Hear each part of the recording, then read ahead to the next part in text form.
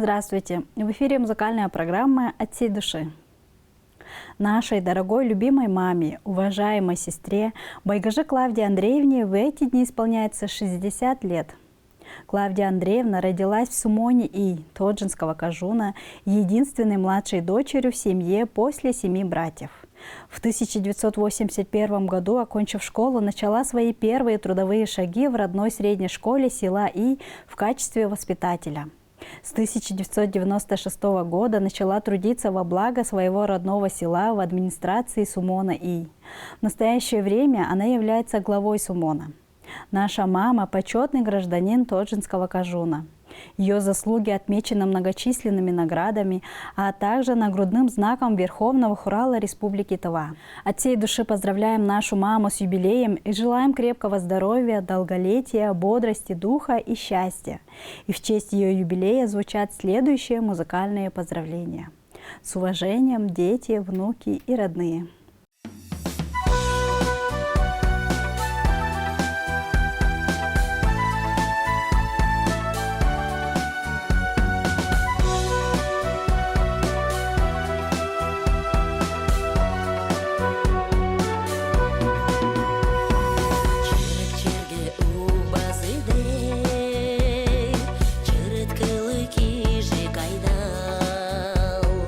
Чылык сөз түгері барлы